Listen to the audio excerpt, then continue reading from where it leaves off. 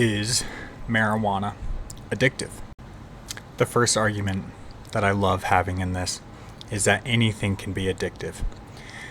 When I got sober and I started exercising a lot, or when I was attending AA meetings, everybody would say to me, wow, so you just trade the drug for the gym? You just trade your drug for AA meetings?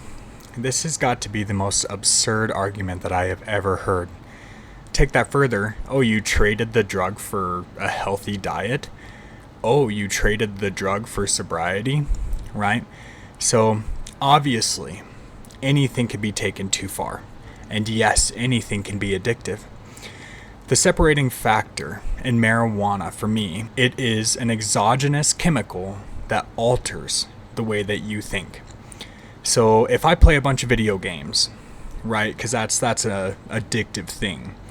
If I sit down for 12 hours and I play video games, when I get up and I go see my family or eat dinner or do anything else, I'm sober. My brain is still intact.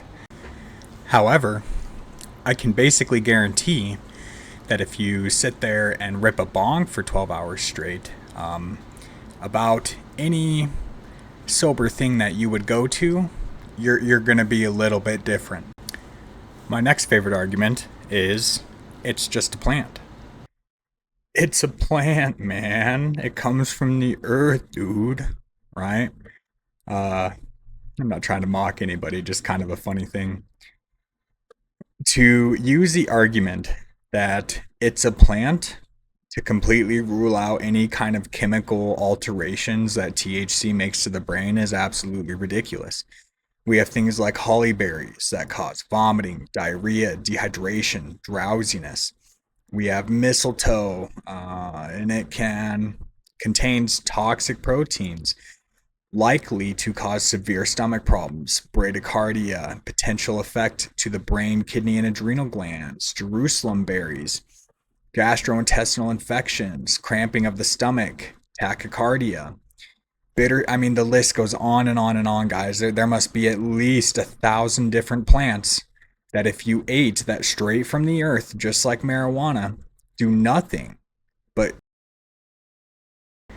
So before we get into what THC does to the brain, I need to again emphasize the fact that when you smoke marijuana, you are taking an exogenous chemical into your body that is then going to have the effect, depending on if it's an edible or if you smoke it, anywhere from 2 hours to 16 hours, and that's assuming that you don't smoke again, which is unlikely for most people who are daily marijuana users. Without going completely Andrew Huberman or neuroscientist on you guys and talking about the amygdala, the frontal cortex, and the different suppressive and inhibitive effects of marijuana, we can simply start or say dopamine is increased by marijuana. So the thing that makes things like methamphetamine or Adderall so addictive and so crazy to be on is that they affect dopamine. Dopamine is responsible for your pleasure reward system. In other words, when you're sitting in a really dirty house and you clean your house and you feel good about it, that's because of a chemical called dopamine. Again, when you take an exogenous chemical that is going to increase the level of a neurotransmitter, and you don't have to do anything else, right? Like, you can lay in bed, take a rip off a bong, and feel better. That is dangerously addictive to me. To trick your reward pleasure system, right? So, pleasure reward system.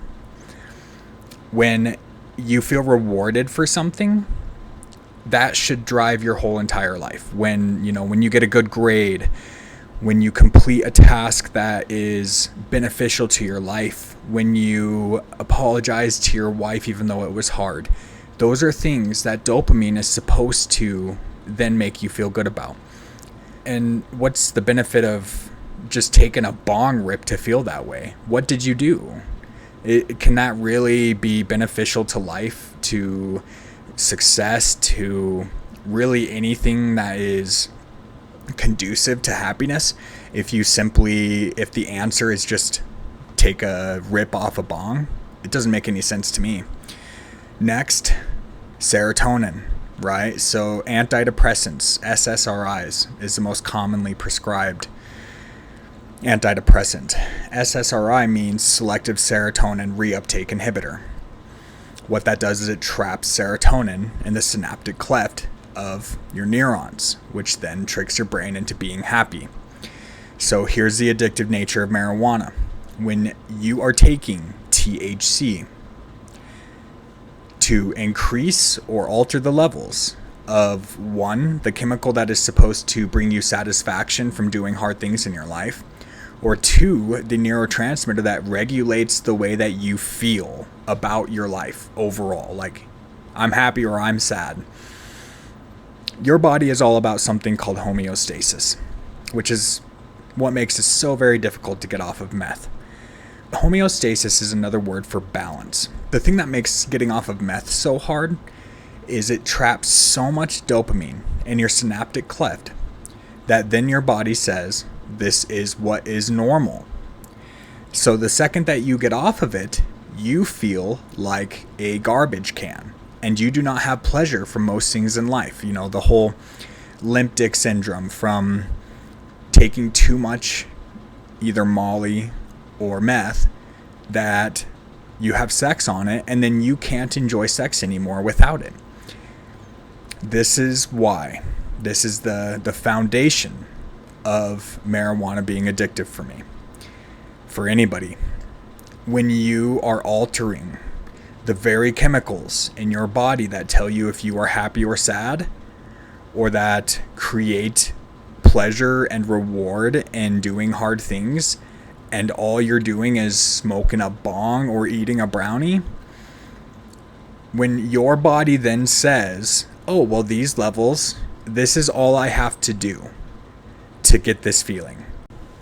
To take an exogenous chemical which alters the very way that we feel about life, the very systems that are responsible for feeling pleasure and reward from doing hard things or things that are conducive to success and happiness, that is obviously dangerous on its face. This is not a video to say that other things are not dangerous, right? That is the most common argument that I get. It's like, well, so are video games. It's like, okay, so video games are addictive and so is marijuana, right? I have no issue with saying that video games can be addictive. That's not the argument that I'm making. There is always a place in this argument to say things along the lines of how marijuana can be beneficial. I am a nurse by profession. I study SSRIs, I study benzodiazepines and opioids and the supposed therapeutic effect versus the side effects that are in them. That's not what this conversation is. To add a little bit of a preface or context to this conversation, there is and can be a place for marijuana in medicine especially, but even recreationally. Anybody who tells you that THC doesn't have a place in medicine would then have to very adamantly say that neither do benzodiazepines, neither does opioids, neither does NSAIDs or antipyretics, many different things. Antiemetics, appetite stimulators, all sorts of different things that THC can have a benefit in. Everything in life is about balance. For myself, I have an addictive nature. I crossed that line a long time ago. I had to go to rehab for an entire year to even start getting my life back on the right track. There will be a day when I make a video that is entirely the benefits of marijuana versus the addictive nature, perhaps. The same conversation that your doctor would have to you about opioids or benzodiazepines. For this video, however, this is if marijuana can be addictive. So please, give me your favorite arguments about marijuana.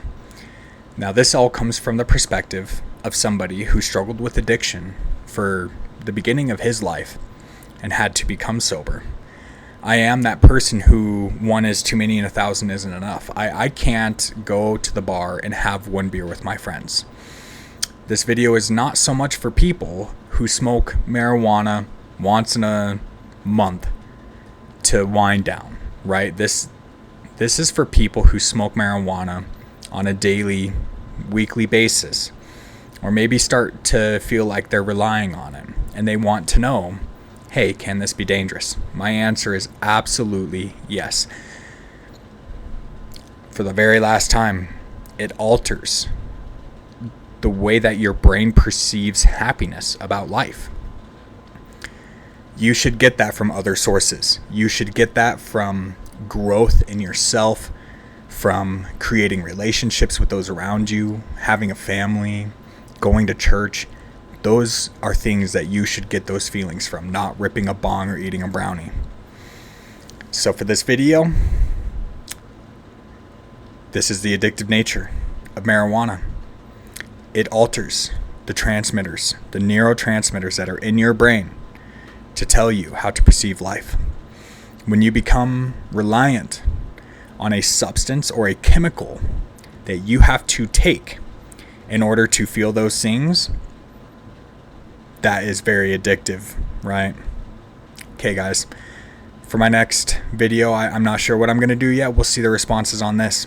So please comment if you disagree. Please leave your thoughts in full below. I would love to respond. So leave a like for a small time channel that's trying to get the word out about how addiction really is. All right, guys, take care.